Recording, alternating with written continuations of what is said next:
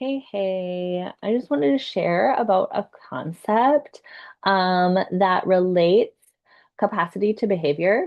Um, Most people who have ever connected with me know that I say over and over, it's your capacity, it's not your character. Behavior is directly related to capacity, it's not related to choice because if we have low capacity, then we are going to be in our lower brain where we are not having access to our values.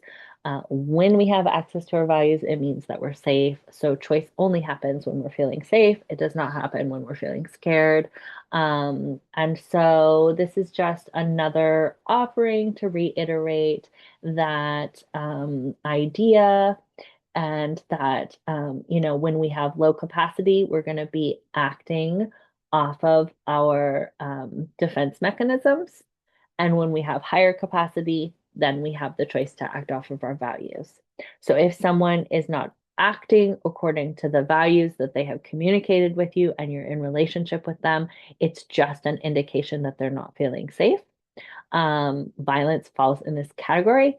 I know it is very hard to be like, oh, but I want them to be bad or get in trouble or be punished or not do that again. Right? And unfortunately, we just literally don't have access to our frontal lobe when we're scared. So that is where, folks are doing things that are outside of their values. And if you're in close relationship or proximity with someone, especially a child, who is consistently acting outside of sort of the values that you'd like them to have, sometimes parents can feel like I need to teach them the values by giving them consequences or rewards. And what we know is that rewards and consequences don't impact us when we're in our lower brain, right? So that information is not accessible. What we've been taught is not accessible. So we may know, like, I don't hit people. That's not nice to hit. Good people don't hit. We may have really learned that, right? But then we come down here because we're scared about something or we have low capacity about something. We're just like fried sensory wise that day, or something else happened. We didn't sleep, we haven't eaten, we haven't pooped. Low capacity or scared means we're here. And we don't remember that we learned that it's not nice to hit, right? So we hit. And then our parent like doubles down, and it's you can't learn anything when you're here either. So it's like then is the time when you're the least access to learning. But you're really not making a decision. It doesn't reflect on if you've learned it or not. Um, yeah, rewards and consequences don't relate to learning, and they are not like accessible again when you're here. Even if you're doing the like, I'll take away your phone if you, or your tablet, they can't remember that you said that when they're down here. So it's just really tricky. Um, so yeah, if if you yourself are not acting according to your values, or if somebody else you love is not acting according to their values, it's information about where their capacity is at and how safe they feel.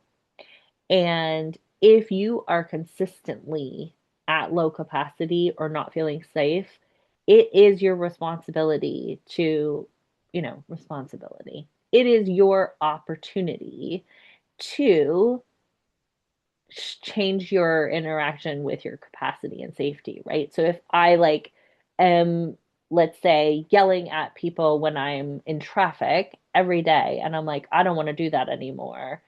I can't just like tell myself not to do that anymore. I want to spend some time looking at like, am I, first of all, meeting my basic needs? Have I eaten? Have I slept? Have I pooped? Have I moved my body? Have I expressed my feelings and emotions? If not, I'm gonna put some energy towards those. If I have taken care of all of those and I continue to do this behavior that I don't want to do, maybe I make some therapy appointments and say, like, I want to understand what's what's so scary to me about being in traffic, right? Because if it's not a capacity thing, it's probably a safety thing.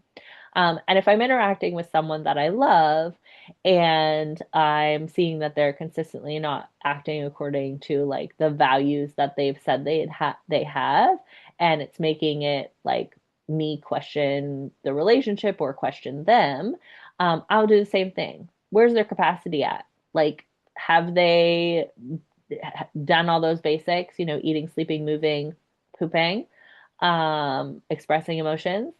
If it's not a capacity thing, then is it a safety thing? And in a parenting relationship, we want to be honest about our capacity just because you love your child and you want to have more capacity to support them when they're at low capacity doesn't mean that you can magically have that capacity. So sometimes we have to ask for help as parents.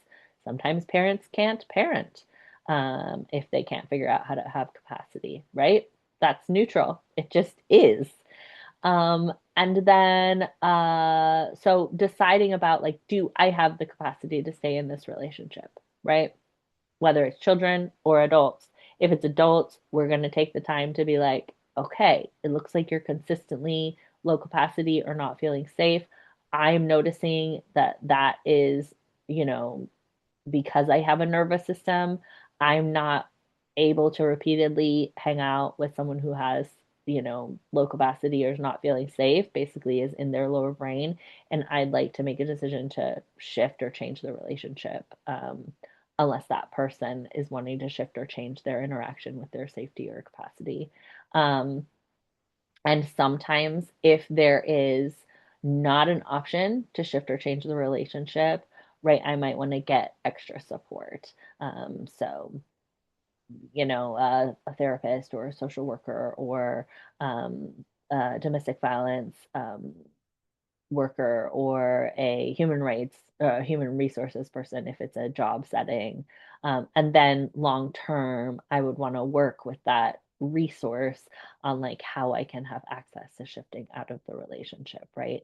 And always balancing like uh where do I have choice here, right? It may not be the outcome, like I said with the parenting thing, like if you have to admit you don't have the capacity to parent, like you probably won't like admitting that, right? That's very culturally looked down on, and stigmatized, and you might have all of your own feelings of frustration at yourself for having lower capacity, but at the same time, like capacity is capacity, right? Safety is safety, and we can't argue with our nervous system because our nervous system is autonomic. So we can work slowly over time to create different environments that support our capacity by meeting our basic needs, by accessing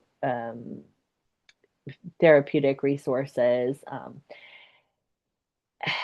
and to a certain extent, you can't control what your nervous system's going to do, right? So, how do we be honest about our capacity with ourselves and others and work to adjust life accordingly so that we can live the life that is most worth living for us? Okay, lots of love.